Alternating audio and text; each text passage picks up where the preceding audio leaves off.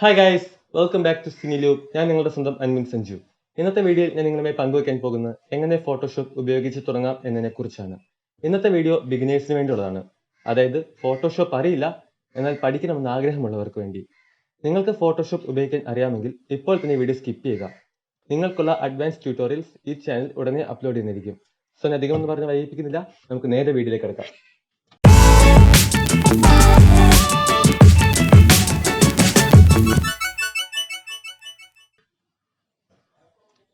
Guys, നിങ്ങൾ ആദ്യം Photoshop open ചെയ്യണം. ഞാൻ ഇവിടെ ഓൾറെഡി ഓപ്പൺ ചെയ്ത് വെച്ചിട്ടുണ്ട്. സോ നമ്മൾ ആദ്യം പഠിക്കാൻ പോകുന്നത് എങ്ങനെ പുതിയൊരു ഡോക്യുമെന്റ് ഓപ്പൺ ചെയ്യാം എന്നാണ്.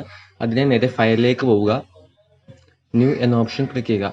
ഇപ്പോൾ നിങ്ങൾക്ക് ഇവിടെ കാണാം, ഇവിടെ ഒരു പുതിയൊരു വിൻഡോ ഓപ്പൺ വന്നിട്ടുണ്ട്. ഈ വിൻഡോയിലാണ് നമ്മുടെ ഡോക്യുമെന്റിന് വേണ്ട പ്രോപ്പർട്ടീസ് നമ്മൾ കൊടുക്കാൻ പോകുന്നത്. സോ ഞാൻ ആദ്യം തന്നെ ഒരു പേര് കൊടുക്കാൻ പോവുകയാണ്. പിന്നീട് നിങ്ങൾക്ക് ഇഷ്ടമുള്ള വിഡ്ത്തും ഹൈറ്റും കൊടുക്കാം. ഞാനിവിടെ ഒരു സ്റ്റാൻഡേർഡ് 1080p റെസൊല്യൂഷനാണ് യൂസ് ചെയ്യുന്നത്. ജസ്റ്റ് ഓക്കെ ക്ലിക്ക് ചെയ്യാം.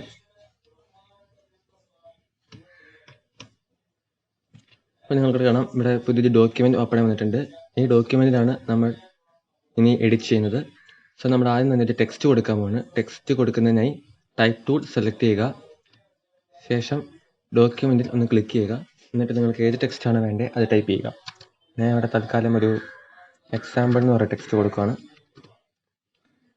ശേഷം മൗസിന്റെ കഴ്സർ മൂവ് ടൂളിന്റെ പോലെ മാറുമ്പോൾ അത് മാറ്റിയിടുക.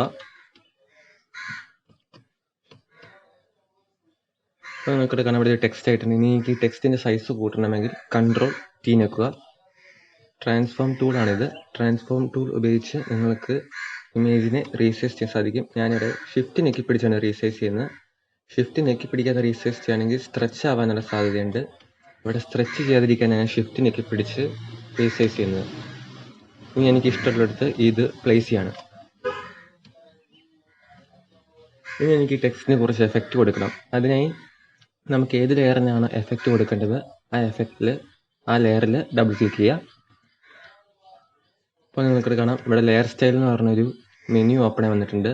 സോ ആദ്യം തന്നെ എനിക്ക് എൻ്റെ ടെക്സ്റ്റിന് ഒരു ഷാഡോ കൊടുക്കണം. ഷാഡോ കൊടുക്കുന്നതിന് ഞാൻ ഡ്രോപ്പ് ഷാഡോ എന്ന ഓപ്ഷൻ എനേബിൾ ചെയ്യാണ്. അപ്പോൾ നിങ്ങൾക്ക് കാണാം, എൻ്റെ ടെക്സ്റ്റിന് ചുറ്റും ഒരു ചെറിയ ഷാഡോ വന്നിട്ടുണ്ട്. ഇവിടെ കാണുന്ന സ്ലൈഡേഴ്സ് ഉപയോഗിച്ച് എനിക്ക് ആ ഷാഡോയിനെ അഡ്ജസ്റ്റ് ചെയ്യാൻ സാധിക്കും. ഞാൻ സൈസ് ഒന്ന് കുറച്ച് കൂട്ടുകയാണ്. ഇനി എനിക്ക് ഈ ടെക്സ്റ്റിന് 3D ലുക്ക് വേണമെങ്കിൽ ബെവൽ ആൻഡ് എംബോസ് എന്ന എഫക്റ്റ് കൊടുക്കുകയാണ്. അപ്പോൾ നിങ്ങൾക്ക് കാണാം, എൻ്റെ ടെക്സ്റ്റിന് ഒരു 3D ലുക്ക് വന്നിട്ടുണ്ട്. ഇനി നിങ്ങൾക്ക് ഈ കാണുന്ന സ്ലൈഡേഴ്സ് ഉപയോഗിച്ച് അതിനെ അഡ്ജസ്റ്റ് ചെയ്യാൻ സാധിക്കും.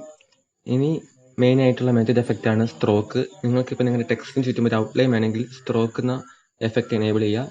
നിങ്ങൾക്ക് സ്ട്രോക്കിൻ്റെ സൈസ് കൂട്ടുകയും കുറയ്ക്കുകയൊക്കെ ചെയ്യാം. ഞാനിവിടെ ഒരു 3 പിക്സൽ സ്ട്രോക്കാണ് യൂസ് ചെയ്യുന്നത്. സോ ഗൈസ്, ഇന്നത്തെ ഉള്ളൂ. നിങ്ങൾക്ക് ഇന്നത്തെ വീഡിയോ ഇഷ്ടമായി കരുതുന്നു. ഇഷ്ടമായെങ്കിൽ മറക്കാതെ ലൈക്ക് ചെയ്യുക, ഷെയർ ചെയ്യുക, സബ്സ്ക്രൈബ് ചെയ്യുക. നിങ്ങൾക്ക് എന്തെങ്കിലും സംശയം ഉണ്ടെങ്കിൽ താഴെ കമന്റ് ചെയ്യുക. ഞാൻ ഉറപ്പായിട്ട് റിപ്ലൈ വരുന്നതായിരിക്കും. സോ നമുക്ക് അടുത്ത വീഡിയോയിൽ കാണാം. Stay home, stay safe.